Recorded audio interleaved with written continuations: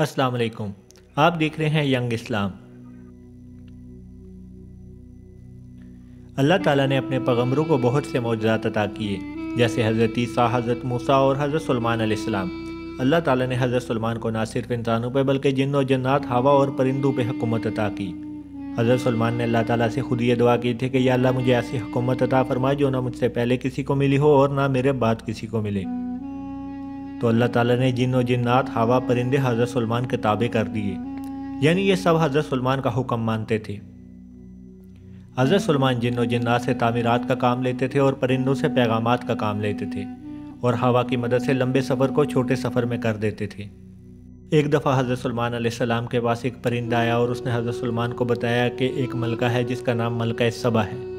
उसके पास बहुत ही बड़ी सल्तनत है और बहुत ही बड़ी बादशाहियत और बहुत ही बड़ी आर्मी है, लेकिन वो अल्लाह को छोड़ के सिर्फ सूरज की पूजा करती है, यानी सूरज की इबादत करती है। हज़रत सुलेमान ने एक ख़त उस परिंदे को दिया और कहा, जाके ये मलका सबा को दे दो। मलका सबा एक बहुत ही ज़हीन और समझदार खातून थी। जब मलका सबा को ये ख़त मिला तो मलका सबा ने जब वो ख़त पढ़ा, उस पर हज़रत सुलेमान अलैहिस्सलाम ने अल्लाह ताला के दीन की दावत दी हुई थी। यह ख़त बहुत ही मुख्तसर था। मलका सबा ये समझ चुकी थी कि यह किसी आम इंसान का ख़त नहीं है, इसलिए मलका सबा ने बहुत जल्द कोई फ़ैसला नहीं लिया।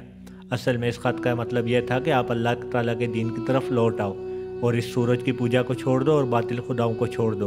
अगर आप बातिल खुदाओं को नहीं छोड़ेंगे तो एक बहुत ही भयानक जंग होगी। इसीलिए मलका सबा ने अपने दरबार के तमाम बड़े लोगों को बुलाया और उनके साथ मिल के इस बात का मशवरा किया कि हमें क्या करना चाहिए, क्योंकि मलका सबा बहुत ही समझदार थी। यह जानना चाहती थी कि यह इंसान कहीं फरेबी तो नहीं, कहीं ये दौलत का लालची तो नहीं, कहीं ये मेरी सल्तनत तो नहीं चाहता।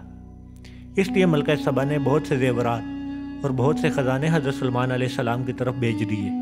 जब वो ख़जाने हज़रत सुलेमान अलैहिस्सलाम की तरफ पहुँचे तो हज़रत सुलेमान ने कहा, क्या तुम मुझे ये ज़ेवरात और ये ख़जाने दे के मुझे चुप कराना चाहते हो? अब जाओ मलका सबा से कह दो कि मुझे ये नहीं चाहिए, अल्लाह ताला ने मुझे कहीं ज़्यादा इससे नवाजा है। अल्लाह ताला का दिया हुआ मेरे पास सब कुछ है और ये दौलत उसके सामने कुछ नहीं। और अब कोई ख़त नहीं आएगा, बल्कि अब मेरी फ़ौज आएगी जो तुम सबको नेस्तो नाबूद कर देगी और मेरी फ़ौज के सामने कोई फ़ौज नहीं ठहर सकती।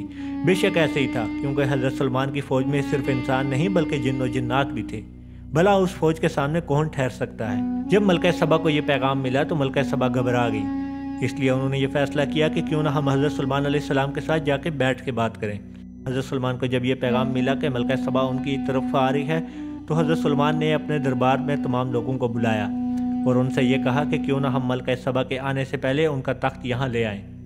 इस बात से उनको ये यकीन हो जाएगा कि हम हक़ पे हैं और अल्लाह ताला ही सच है। हज़रत सुलेमान के दरबार में सिर्फ इंसान नहीं थे बल्कि जिन्न और जिन्नात भी थे।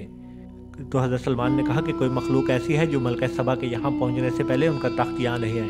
तो उस दरबार में बैठे एक जिन्न ने कहा कि हज़रत सुलेमान, आपका दरबार ख़त्म होने से पहले, यानी आपकी तकरीब ख़त्म होने से पहले मैं मलका सबा का तख्त यहाँ पर ले आऊँगा, क्योंकि अभी मलका सबा को यहाँ पहुँचने में बहुत से महीने लगने थे। तो उसी दरबार में बैठे एक बुज़ुर्ग जिनके पास अल्लाह ताला का दिया हुआ इल्म था, यानी उनके पास किताब का इल्म था, और वह हज़रत सुलेमान के उम्मती थे।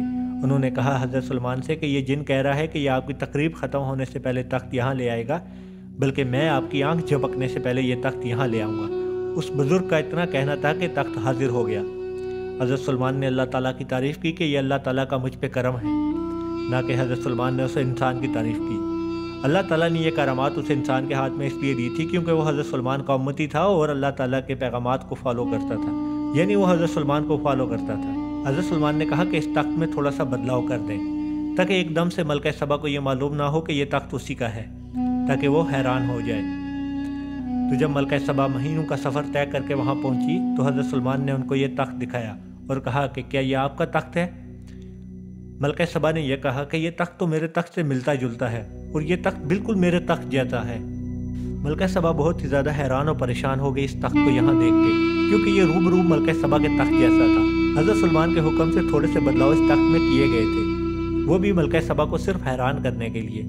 मलका सबा ये तो जान चुकी थी कि ये किसी आम इंसान का काम नहीं है, बल्कि ये अल्लाह ताला के नबी हैं। हज़रत सुलेमान ने मलका सबा को कहा, चले मेरे साथ अंदर चले। जब मलका सबा अंदर जाने लगी तो हज़रत सुलेमान के महल में बहुत ही खूबसूरत फर्श था। उस फर्श को देख के ऐसा लगता था कि ये एक तालाब है, यानी एक नदी है। तो मलका सबा ने अपने कपड़े ऊपर उठा लिए और उसको इस बात का डर था कहीं मेरे कपड़े गीले ना हो जाएं। تو حضرت سلمان نے کہا کہ یہ پانی نہیں ہے، نہ یہ کوئی ندی ہے، نہ یہ کوئی تالاب ہے، بلکہ یہ میرے محل کا فرش ہے۔ ملکہ سبا بہت ہی حیران و پریشان ہو گئی کہ اتنا زبردست فرش۔ وہ حضرت سلمان کے یہ معجزات دیکھ کے اللہ تعالیٰ پہ ایمان لے آئی اور انہوں نے اسلام کو فالو کر لیا، یعنی انہوں نے حق کو مان لیا اور اللہ تعالیٰ سے کلام کیا اور اللہ تعالیٰ کو کہا کہ میں نے اپنی جان پہ بہت ظلم کیا سورج کی پوجا کر کے، بلکہ حق تو ہے، تو ہی ہے پوری دنیا کا مالک، اور جیسے حضرت سلمان علیہ السلام تیری پیروی کرتے ہیں میرے مالک، میں بھی تیری پیروی کروں گی۔